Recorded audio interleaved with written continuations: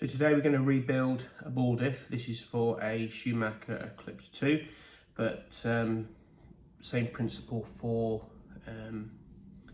any ball diff, whether it be a GT12 car or an LMP car or 10th or any pan car really that's using a ball diff. So things you need: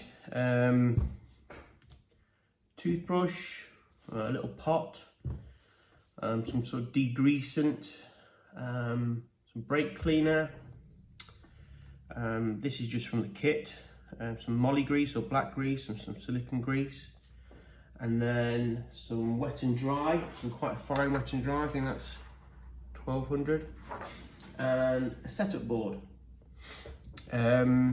So first thing we're going to do is just take it all apart, clean it, and then rebuild it. So let's just crack on with it. Oh, you'll need a nut driver for whatever nut it is. This is 5.5, some of them are 7, and I just use that to pop the little balls out.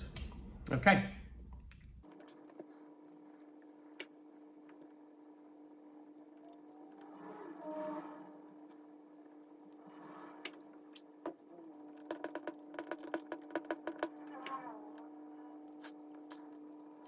So it's all apart. Just an idea, just to check that the bearings are nice and free. They tend to, I've never had one fail, to be fair, but it's always worth a check. With the Schumacher ones, just be careful when you're taking it apart, because these very, very fine washers that sit between the bearings closest to here, so it's bearing, two very fine washers bearing. And then yeah, just start giving it a clean. The thing to note is what we're trying to do here is, probably see that's a sort of shiny side, and that's more of a matted side, but it's got a ring now around it where the balls have been running. And what we need to do is get it so it's nice and matte, and so there's some sort of grip, so it's not as shiny, to help the balls grip a little bit better. So I don't flip them over and use the non-shiny side. We're going to put the matte finish back on there, and that's with both of them, so matte with a little ring and shiny. But yeah, it's just cleaning it up really. Just some degrease, and you could use brake cleaner also.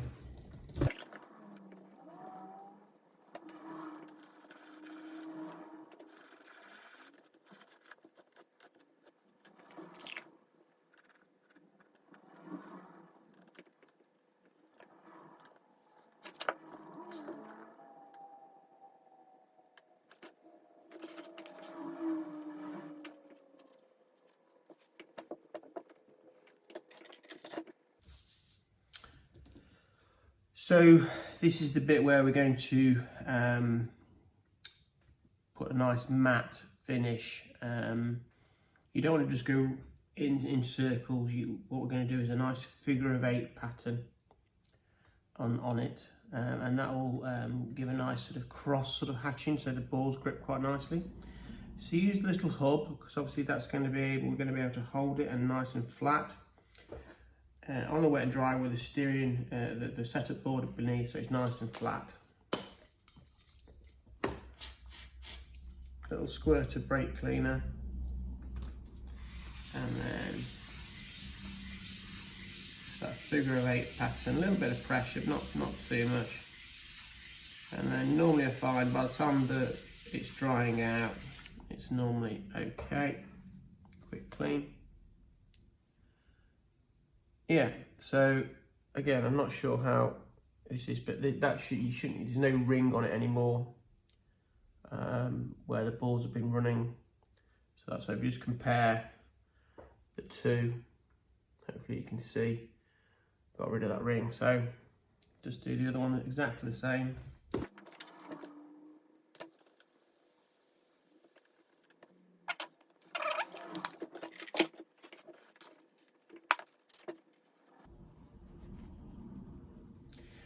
Now, obviously, rebuilding it, you need to, if you're not confident, just consult the manual. There's a few things you need to be aware of. The most important bits are the thrust washer.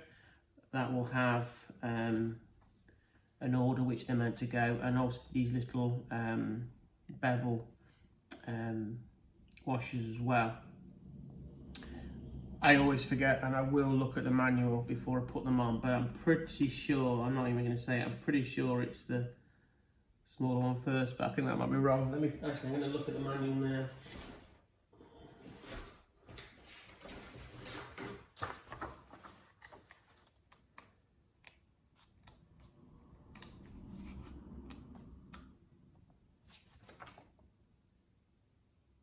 Yeah, it's wrong.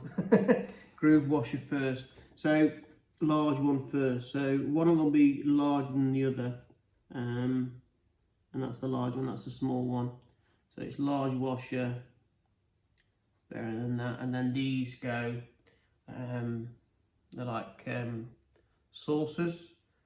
So, they'll go alternate, but with a upturned saucer at the top, at the bottom of the pile, as it were. Right. So this is where you're going to start using your silicone grease and your moly grease. There's lots of different manufacturers that make them. I think they'll all do a job. You might just find that some of them will last a little bit longer. I don't think it's a really massive performance thing. How often should you do this? It just depends on how often you're racing, how perfect you want it to be. I'd probably say if you're racing twice a week, probably once a month, maybe more than that. Just feel it. If it feels nasty, it needs doing. If it feels smooth, it probably doesn't need doing. So let's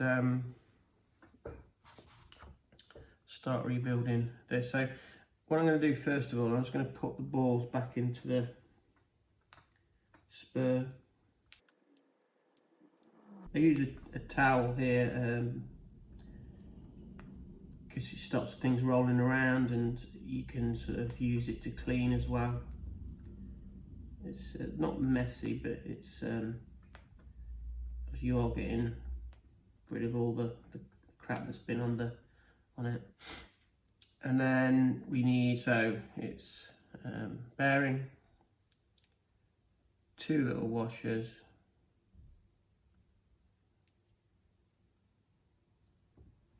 another bearing, and then one of our nice matte, again just to make double short, matte diff plates.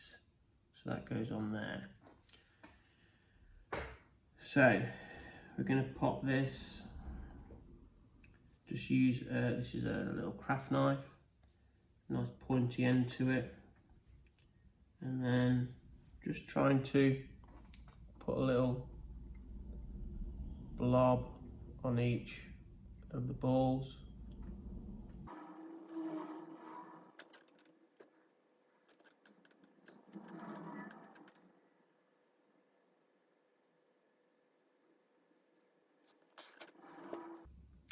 And then place that face down onto the thing, onto there, and then again.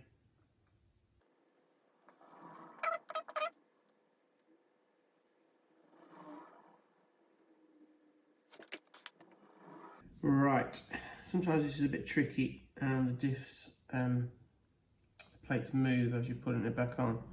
So if you do that, sometimes you can just put a little bit of the grease, and it just sort of keeps the plates onto that. So again, bearing, plate on there.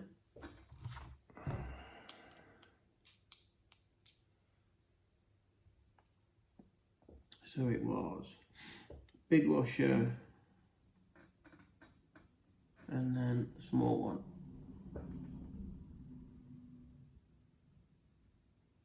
This might be a bit tricky to see, but I'm trying to put a little bit between each ball.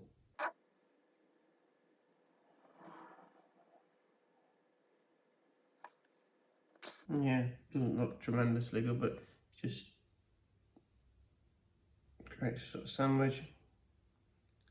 And then pop that on.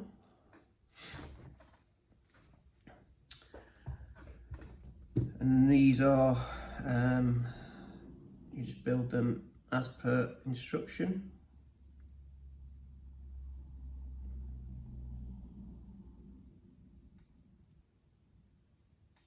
Put your little nut on.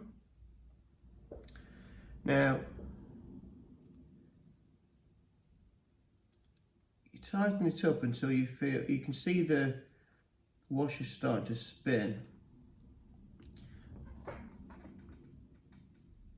It'll feel quite sort of heavy initially, and then as you move it around, it'll start to feel nice and sort of smooth. You're not really, I find it very difficult to tell how tight it needs to be until you've got it on the car. And even if you've done, maybe until you really do one run, you can obviously hold one of the wheels and move it, and you're looking for just a little bit of resistance depending on track conditions. You can, if you want to try and get it ready for your first run, and you can always get the car, put a battery in, and just have a little bit of throttle pressure and just sort of create a bit of resistance using maybe a brush on one of the tyres, and then move it around, and that beds it in a little bit quicker. But you're not really going to know here how it is going to be. So that's nice and smooth now, and that's ready to go on the car. And yeah, that's about it really. Important, a nice smooth this, really important. Don't neglect it. If it feels crap, get it done. All right, see you next time.